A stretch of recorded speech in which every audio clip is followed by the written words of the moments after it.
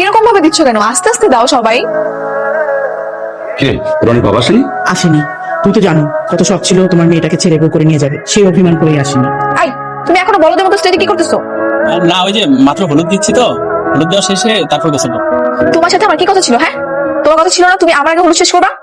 তাড়াতাড়ি প্রোগ্রাম শেষ করে গোসল দিয়ে নাও, আমি একটু পর কল দিব। আচ্ছা ঠিক আছে। কি রে, কে হবু জামার সাথে এমন করে কথা বলছে কেন? কেন তুই জানিস না কে তেমনই?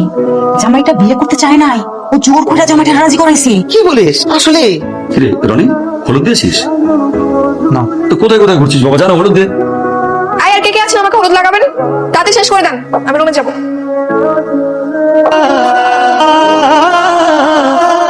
হ্যালো, কিরে বন্ধু, কই তুই? কোথায় আবার? তুই জানিস না কোথায় আছে? কাজিনের বিয়েতে তোকে এত করে থাকতে বলে তুই চলে গেল। শুধুই কি কাজিন, নাকি তো সে ছোট্টবেলার ক্রাশ কাজিন? কান্নাকাটি করে বা কি লাভ, দেখার মতো তো কেউ নেই। আচ্ছা, বিয়ে কি হয়ে গেছে? বরযাত্রী এখন আসেনি, আসলে বিয়েটা হয়ে যাবে। বন্ধু এখনো কিন্তু সময় আছে, তুই চাইলে তোর মনের কথাটা খুলে বলতে পারিস। বলে আর লাভ নেই রে, ওর পছন্দের ছেলের সাথে ওর বিয়েটা হচ্ছে, আমার প্রতি ওর কোনো ইন্টারেস্টই নেই। তাইলে আর কি করা, বাপারাজের মতো দাওয়াত খা। ঠিক আছে, বাবা আমি ভাইয়া আর হচ্ছে অন্তর ভাইয়া। ঠিক আছে, তাহলে তোমরা যাও, আমি পরের গাড়িতে আসছি ওদের সঙ্গে। হ্যাঁ ব্যাপার সাহেব, খুব সাবধানে চালিয়ে যাবেন। বাবা তাহলে অনেক দূরের পথ তো, আমরা রওনা দিয়ে দিই, তোমরা তাহলে আসো। আচ্ছা ঠিক আছে, যাও তোমরা ওঠো। ভাইজান, নিচে যারা আছে তাদের উপরে আসতে বলুন। বর আসুক, বরের সাথে একবার আসুক। জামাই তো পালিয়েছে। কি বলো? হ্যাঁ, কি হয়েছে ভাইজান, কোনো সমস্যা? ওই জামাই নাকি পালাইছে আর আসবে না। কি বলছো তুমি? এসব কি শুনছি রে মা? কি হয়েছে? মানে বর মেহেদি নাকি পালাইছে? মানে মানে গাড়ি করে আমাদের এদিকে আসার জন্য রওনা হয়েছিল, কিন্তু এদিকে না আসলে কোনো কোথাও চলে গেছে। এদিকে ফোনটাও বন্ধ পাচ্ছি, আমার মনে হয় ওরা আর আসবেই না। আমি জানতাম এরকমই কিছু একটা হবে, ছেলে যে পালাবে এটা আমি আগে আন্দাজ করছিলাম। আরে জোর করে কি বিয়ে শাদী হয়? আরে এখন মেয়েটার কি হবে? কি আর হবে, মেয়ের কপাল পুড়ছে, ছেলে পালাই গেছে, মেয়ের কপাল পুড়ছে। আচ্ছা এখন আর কিছু করার নেই, এরকমটা যে হবে এটা সবাই আগে থেকে জানতো, ছেলে পালাবে। আপনি এক কাজ করেন, নিচে গিয়ে সবাইকে বলেন ওরা চলে যাক। এটা কি বলছিস তুই? এত মানুষ দাওয়াত দিয়েছি, এত মানুষকে আমি বলতে পারিস বিয়েটা হবে? ভাই সাহেব, জি একটা কথা বলি। জি বলেন। রনি তো কেয়াকে পছন্দ করে, তাহলে রনির সঙ্গে কেয়ার বিয়েটা দিয়ে দেন। কিন্তু আমার মেয়ে তো রনিকে বিয়ে করতে রাজি না। রাজি না বললেই হলো? বিয়ে কি ছেলে খেলা? আমি নিশ্চিত ওই ছেলে পালায় বিদেশ চলে গেছে, ও আর এই দেশে ফিরে আসবে না। আপনার সম্মান যদি বাঁচাতে চান, এই মেয়েরে আপনার ভাগ্নের সাথে বিয়ে দিয়ে দেন। আপা, আপনার কি মত? বিয়েটা দিয়েই দেন। এই অবস্থায় আমার আর বলার কি আছে? তাছাড়া ওকে তো সবসময় আমি আমার বউ করে নিতে চেয়েছি। এখন ভাইজান যদি বলে রাজি থাকে, আর ও যদি রাজি থাকে, তুই কি বলিস? দেখেন, পিয়া যদি রাজি থাকে তাহলে আমার কোনো আপত্তি নেই, আমি রাজি। কি রে মা? আমি রাজি। আলহামদুলিল্লাহ, আলহামদুলিল্লাহ, ইজ্জতের মালিক আল্লাহ। ভাইজান তুমি একটা কাজ করো, নিচে যারা আছেন তাদের উপরে আসতে বলো, আর কাজী সাহেব এসেছে কিনা তাও দেখো, তাহলে তাড়াতাড়ি বিয়েটা করো। কাজী সাহেব তো অনেক আগে আসছে। যা যা, সবকে ডাকতে ডাকতে কাজী সাহেব অনেক আগে আসছে। কাজী সাহেব, আমরা যা করে ভালোর জন্য করো, পরিস্থিতি যেমন হোক, আজ তুমি আমার ওয়াইফ, তোমার দায়িত্ব যখন নিয়েছি দায়িত্বটা ভালো মতো পালন করার চেষ্টা করবো। তুমি না মন খারাপ করে থেকো না। কে আবা? কে আবা? মানে ভাই খবর শুনছেন? কি হয়েছে? পাত্রের বাবা আসছে, পাত্র নাকি পালায় নাই, অ্যাক্সিডেন্ট করছিল, এখন হসপিটালে ভর্তি আছে। আর অ্যাক্সিডেন্টের সময় নাকি ফোনটা ভেঙে গেছিল, তাই আমাদের সাথে যোগাযোগ করতে পারে। সত্যি? মেয়েদি কোথায় এখন? জসিমউদ্দিন হসপিটালে ভর্তি আছে, এই খবরটা আমি দিতে আসছিলাম তোমাকে। আচ্ছা তোমরা থাকো, আমি তেলে যাই। মেয়েদি, কোথায় যাচ্ছ? আমার মেয়েদির কাছে। মেয়েদের কাছে যাচ্ছ মানে? তুমি এখন আমার ওয়াইফ, তুমি ওই ছেলের কাছে হুট করে চলে যেতে পারো না। যেতে পারি না মানে? তুমি কি পাগল? হ্যাঁ, যেই ছেলের সাথে আমার বিয়ে হওয়ার কথা ছিল সে এখন অ্যাক্সিডেন্ট করে হসপিটালে, আর আমি কি এখন তোমার সাথে বাসা করবো? আশা করবে কিনা সেটা পরের কথা, এখন আমাদের বিয়ে হয়ে গেছে, তুমি কোথাও যেতে পারবে না। তুমি কি চাও? হ্যাঁ, আমি তোমার সাথে এখন বসে সংসার করি? অবশ্যই, বিয়েটা কোনো ছেলে খেলাম, মানে?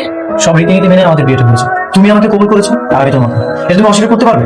হ্যাঁ পারবো, কারণ আমি মন থেকে কবুল বলিনি, আর তোমাকে আমি এখন স্বামীর কোনো অধিকার দিইনি। যতক্ষণ না পর্যন্ত আমি তোমাকে কোনো অধিকার দিব, ততক্ষণ একদম আমার উপর কোনো অধিকার খাটানোর চেষ্টা করবা। কে ধরো? এছাড়া আঙ্কেল, মেয়েদি কোথায়? ওর কি হয়েছে? কিভাবে অ্যাক্সিডেন্ট হলো আঙ্কেল? ও এখন কেমন আছে? কেমন আছে আমি কিছুই জানি না, ডাক্তার সাহেব আসলে সবকিছু জানতে পারবো।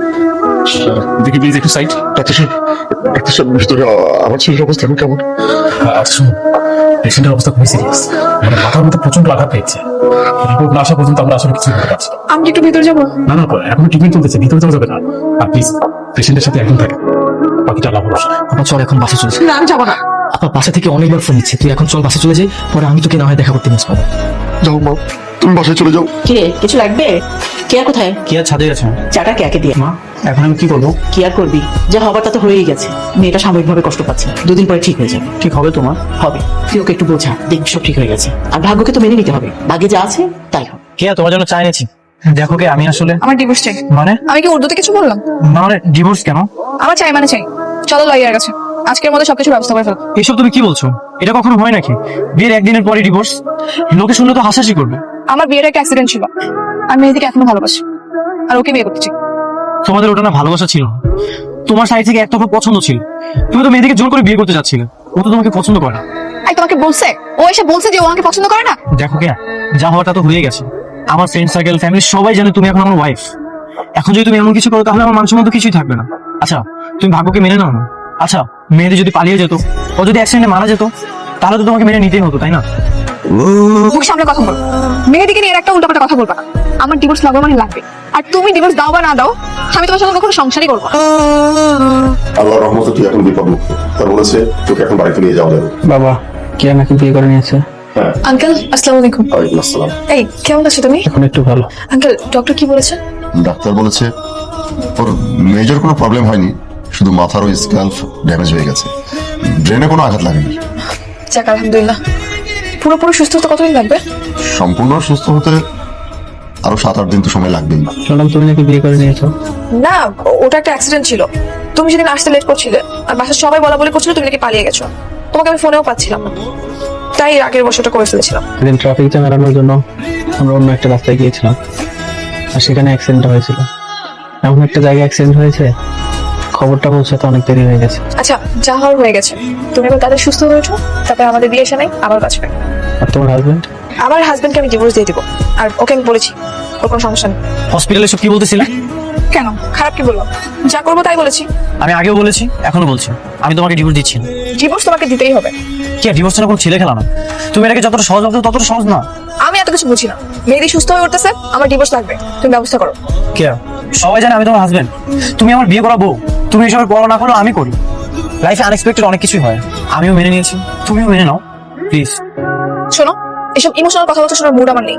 তোমার আমাকে ডিভোর্স দিতেই হবে, আর এটাই ফাইনাল। আর তুমি যদি ডিভোর্স নাও দাও, আমি এমনি চলে যাবো, কেউ আটকে পারবে না। কি শুনছিস? কে নাকি তোকে ডিভোর্স দিতে চায়? হ্যাঁ মামা। কিরে তুই কিছু বলিস নি কেয়াকে? কি বলবো আমি? সংসার করবে কে? আমাদের বলা না বলার কি আছে বলো ভাইয়া? ঠিক আছে, কিছু বলাও লাগবে না, কিছু করাও লাগবে না।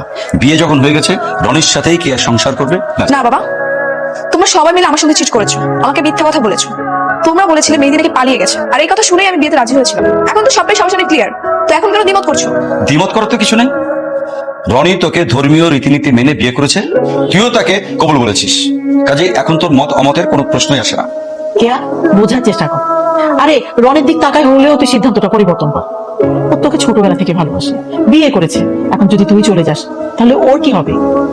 আজব তো, রনির কথা চিন্তা করে আমি আমার জীবন কেন বলে দিব? আমার জীবন কি জীবন না?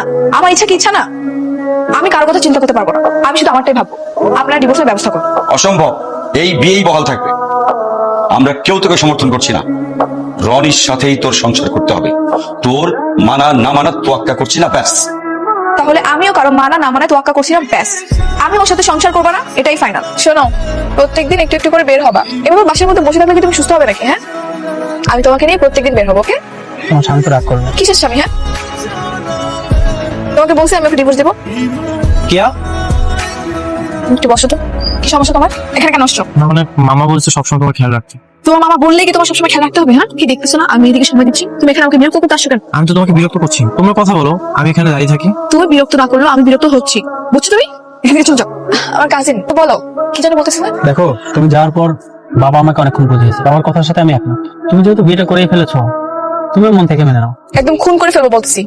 এই তুমি কি ফাইজলামি করতেছো আমার সঙ্গে? হ্যাঁ, তোমার জন্য আমি পুরো ফ্যামিলির সঙ্গে যুদ্ধ করতেছি, এখন তুমি ফর্মালিটি দেখাচ্ছ? না মানে কি না মানে? না মানে হ্যাঁ, কোনো মানেটা আমি বুঝি না। আমি তোমাকে ভালোবাসি, তোমাকে বিয়ে করবো। আমাকে ভালোবাসলে অবশ্যই আমার জন্য অপেক্ষা করতে, অন্য কাউকে বিয়ে করতে পারতে না। নিশ্চয়ই তোমার ভালোবাসার ভিতরে খাচ্ছিল। চাটা তো অনেক গরম ছিল, তুমি ধরো আমি তোমার জন্য বরফ দিছি। আই লাগবে না।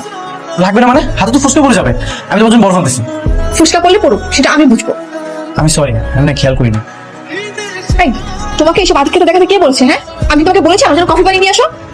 এমনিতেই মন চাইলো, এই জন্য তোমার জন্য কফি বানিয়ে নিয়ে। শোনো, আমার সাথে না সব ভালোবাসা দেখাইতে আসবে না। আমি শুধুমাত্র তোমার কাজিন, ওকে? রনি, এই রনি, বলো মা। কেয়াকে নিয়ে এসে খেতে বসো। ও খাবে না, আমি ওকে ডেকেছিলাম। খাবারটা খেয়ে নাও, সারাদিন তো কিছুই খাওনি। আমি খাবো না, লাইট অফ করে শুয়ে পড়ো। খেয়ে নাও, না খেলে তোমার শরীর খারাপ করবে। তোমাকে বলছি না এসব আদিক খেতে ভালোবাসা দেখাতে আসবে না। এটা ভালোবাসা দেখাবো, এটা আমার দায়িত্ব। ঠিক আছে, খাবারটা রেখে গেলাম, খেয়ে নিও। আমার কাছে দাও, আমি খেয়ে দিচ্ছি। আচ্ছা, রাগ তো আমার উপর, নিজের উপর কেন রাগ দেখাচ্ছ? নাও, না হলে তোমার শরীর খারাপ করবে। মনে আছে ছোটবেলায় তুমি হাতে মেহেদি দিতে আর আমি তোমাকে খাইয়ে দিতাম? মনে করো এখন আমরা ছোটবেলায় আছি। মনে আছে ছোটবেলা একবার তোমার হাত ভেঙে গিয়েছিল? হ্যাঁ মনে আছে, তুমি আমাকে নানু বাসায় গাছে তুলে দিয়েছিলে আম পাড়ার জন্য। গাছ থেকে পড়ে যেয়ে আমার হাতটা ভেঙে যায়। 1 মাস আমার হাতে ব্যান্ডেজ লাগানো ছিল। তারপর তো তুমি চুপি চুপি এসে আমাকে খাইয়ে দিতে। কি রে দোস্ত, মুসকে মুসকে আসতেছস? এমনি? হ্যাঁ বুঝতে পারছি। তাহলে ভাবি মনে তোকে একটু একটু করে ভালোবাসতে শুরু করছে, তাই না? আরে না, তেমন কিছু নেই। তারপর কি অবস্থা সেটা বল। অবস্থা হচ্ছে কঠিন খরার মাঝেও আকাশে মেঘ জমার মতো, বৃষ্টি হতেও পারে আবার নাও হতে পারে। আরে হবে হবে, বৃষ্টি অবশ্যই হবে। সে ছোটবেলা থেকে তুই যাকে ভালোবাসিস, যাকে নিয়ে তুই স্বপ্ন দেখেছিস, তার ছোটবেলা সমস্ত স্মৃতিগুলো আমারই ভর্তি করে রেখেছিস, সে অবশ্যই তোকে বলবো। সে তো জানেই না আমি তাকে ছোটবেলা থেকে এতটা ভালোবাসতাম। এখনো মনে করে কাজের হিসেবে ওকে আমি কেয়ার করি। ভালোবাসাটা না তার কাছে সুস্পষ্ট নয়। তাহলে স্পষ্ট করে দে, তাকে বলে দে তোর অনুমতির কথা, তোর ভালোবাসার কথা, দেখবি সবকিছু ক্লিয়ার হয়ে যাচ্ছে। বলে দিলে কি হবে? কি হবে মানে, তার মনটা নরম হবে, পজিটিভ কিছু হবে, দেখবি ভালো কিছু হবে। ঠিক আছে, আমি আজই বলে দিই। কি ব্যাপার, সেজে বুঝে বসে আছো, কোথাও যাচ্ছ? আজকে আমি তোমাকে একটা জিনিস দেখাবো। আমাদের ছোটবেলার একটা মেমোরি এখন আমার কাছে আছে, দাও নিয়ে এসো। দাও, তার আগে এটা দেখো। কি এটা? Divorce letter. তুমি আমাকে বলেছিলে না এত সহজে নাকি ডিভোর্স দেওয়া যাবে না। দেখো আমি বের করে ফেলেছি। আসসালামু আলাইকুম আঙ্কেল। ওয়ালাইকুম আসসালাম। আঙ্কেল, মেহেদি কোথায়? ওকে একটু ডাকেন না। আমি সবকিছু ছেড়ে চলে আসছি। আমি এখন মেহেদিকে বিয়ে করবো। তুমি চাইলেই তো হবে না। মানে? মানে তুমি কি কখনো দেখেছো বিয়ে একজন করে? বিয়ে দুজনকেই করতে হয় এবং সেই বিয়েতে দুজনেরই সম্মতি থাকতে হয়। হ্যাঁ আঙ্কেল, আমার আর মেহেদির দুজনেরই তো সম্মতি আছে, এই জন্যই তো আমি সবকিছু ছেড়ে চলে আসছি। না নেই, এই বিয়েতে মেহেদির কোনো সম্মতি নেই। মেহেদি, আঙ্কেল এসব কি বলতেছে? তুমি নাকি আমি বিয়ে করবো না? আমি তো সবকিছু ছেড়ে চলে আসছি তোমার জন্য। তুমি কিছু বলো আঙ্কেলকে। মেহেদির কিচ্ছু বলার নেই, আমি যেটা বলেছি সেটাই হবে। আমার সিদ্ধান্তই ফাইনাল সিদ্ধান্ত। কি হলো, চুপ করে আছো কেন? কিছু বলো আঙ্কেলকে। আঙ্কেল প্লিজ এইভাবে বলবেন না আঙ্কেল। আমি আমার ফ্যামিলি, হাজবেন্ড সবকিছু ছেড়ে চলে আসছি আপনার ছেলের জন্য। আপনারা যদি এখন এইভাবে বলেন আমি কোথায় যাবো আঙ্কেল? একটু বোঝার চেষ্টা করেন। তুমি কোথায় যাবে কি করবে সেটা আমার জানার বিষয় না। এখন এসব কথা বলে এখানে কোনো লাভ হবে না। আমি যা বলার বলে দিয়েছি। আঙ্কেল প্লিজ আমাকে দাঁড়িয়ে দিবেন না আঙ্কেল। আমি কই যাবো বলেন? আপনার ছেলের জন্য আমি সবকিছু ছেড়ে চলে আসছি আঙ্কেল। আমি আমার হাজবেন্ডকে ডিভোর্স দিয়েছি। এই মেয়ে, পাছাড়ো পাছাড়ো বলছি। এখানে এসব নাটক করে কোনো লাভ হবে না, পাছাড়ো। এই মেয়ে, তুমি ডিভোর্সি একটা মেয়ে, তুমি কি করে ভাবলে যে একটা ডিভোর্সি মেয়ের সাথে আমার ছেলেকে বিয়ে দেবো? আমার তো আত্মীয় স্বজন আছে, সমাজ বলে একটা কথা আছে। আমি সমাজের লোকের কাছে কি জবাব দেবো? মেহেদি, ওকে এক্ষুনি এখান থেকে চলে যেতে বল। মেহেদি, তুমি এমন কেন করতেছো আমার সাথে? মেহেদি প্লিজ এরকম করো না। তুমি শুধু আমাকে ফিরিয়ে দাও, আমার যাওয়ার কোনো জায়গা থাকবে না। মেহেদি একটু বুঝো আমাকে। আমি আসলে পারবো না, আমি আমার বাবার অবাধ্য হতে পারবো না। আর তাছাড়া তুমি একজনের সাথে 24 ঘন্টা স্বামী স্ত্রীর মতো থেকে এসেছো। ধরো আমি তোমাকে বিয়ে করলাম, কিন্তু আমার মাথায় না ওই জিনিসটা সবসময় থাকে যে আমার গার্লফ্রেন্ড বা আমার স্ত্রী আগে আরেকজনের স্ত্রী ছিল। এটা না আমি মেনে নিতে পারবো। তুমি ফিরে যাও। আমি ভাবতেই পারিনি তোমার মেয়ে এই কাজ করতে পারে। মাঝখানে কি হয়েছে? আমার ছেলের জীবনটা নষ্ট হয়ে গেছে, লোকজন ছিছি করছে। ছিছি শুধু তোকে করছে, আমাকে করছে না? আমার সমাজ নাই, আমার পরিচিত লোক নাই? আমার তো ওটা মেয়ে ভাবতে ঘেন্না হচ্ছে। ওর গলা টিপে মেরে ফেলতে ইচ্ছে করছে আমার। ওর মা মারা যাওয়ার পর এই উশৃঙ্খল বন্ধু বান্ধবের পাল্লায় পড়ে এরকম হয়েছে। নিজের ইচ্ছে যা খুশি করেছে, যেমন ইচ্ছে চলেছে। মনে হচ্ছে ওকে আমি গলা টিপে মেরে ফেলি। তুই আমাকে মাফ করে দেবো? হয়েছে, আর দেখাতে হবে না। ঠিক মতো মানুষ করতে পারো না, এই জন্যই অবস্থা হয়েছে। আজ ওর মা বেঁচে থাকলে আমাকে এগুলো দেখতে হতো না, এগুলো শুনতে হতো না। আমার জীবনটাকে তছনছ করে দেবে মেয়ে। তুই আমাকে মাফ করে দেবো? হয়েছে, আর মাপ চাইতে হবে না। তোমার মেয়েকে নিয়ে তুমি থাকো, শুধু ওর দোষ দিচ্ছ, তোমার কোনো দোষ নেই। কেন কিছু বলো। আমি আসলে আমি জানি তুমি আমাকে কি বলতে চাও। ডিভোর্স পেপারে সাইন করে দিয়েছি কিনা এটাই তো বলতে চাও। এই নাও, সাইন করে দিয়েছি। আমি আর কখনোই তোমাকে বিরক্ত করবো, তোমার সামনে যাও। এটা সত্যি, ছোটবেলা থেকে তোমাকে ভালোবাসাতে ভালো রাখতে চেয়েছি, কিন্তু সেই ভালোবাসা যে তোমার গলা কাটা হয়ে যাবে সেটা বুঝতে পারি না। আসলে একতরফা ভালোবাসা গেলেও ভালো থাকা যায়। তুমি সত্যি সাইন করে দিয়েছো? হ্যাঁ সত্যি। দেখো, আমি চাই না তুমি সাইন করো। আমি আসলে ভুল মানুষকে ভালোবেসে ফেলেছিলাম। আমি চাই তোমার সঙ্গে থাকতে। কিন্তু আমি চাই না। আমি এমন একজনকে চেয়েছিলাম যে আমার মতো করে আমাকে ভালোবাসে। আমি জানি তোমার ভালোবাসার মানুষ তোমাকে তাড়িয়ে দিয়েছে। আমি কারো অপশনে থাকতে চাই না। ভালো থাকো।